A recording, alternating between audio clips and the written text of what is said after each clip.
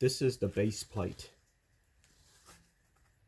where the battery cells go on top of inside the Vtoman black plastic case. And these brackets are at 45-degree angles up to kind of keep the original battery cells from shifting around. But I need to knock this flat because the replacement battery cells that I have is slightly taller, so it won't fit. So I'm just gonna knock these flat. See? This is actually at 45. You can see this is much more. So I would knock it down flat so I could seat properly.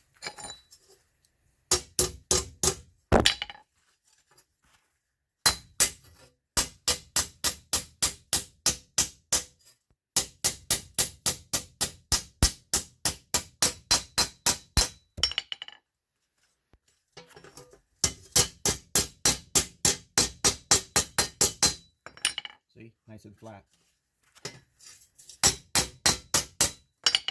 Just take a little bit of effort, that's all. Not bad.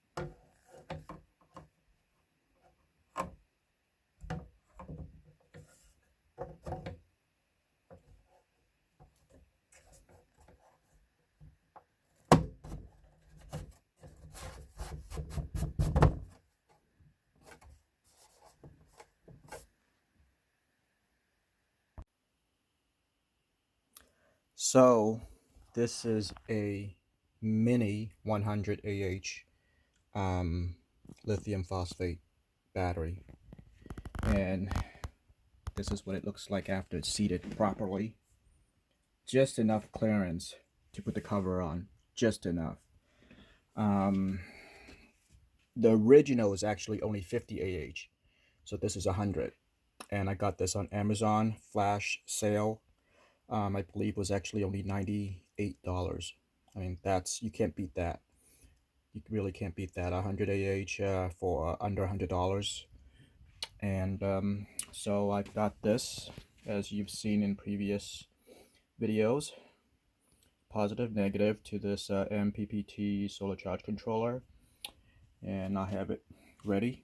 And all I have to do is hook up the positive to positive, negative to negative, and put the top on, secure it, and attach the solar panel to it. That's it. Here it is in service, 13 volts, solar panel charging it. Output, it is connected to this inverter from previous video, and it is powering the modem and a Wi-Fi router and a light upstairs. Main floor, it's about 17 watts total. So this should be fine for days.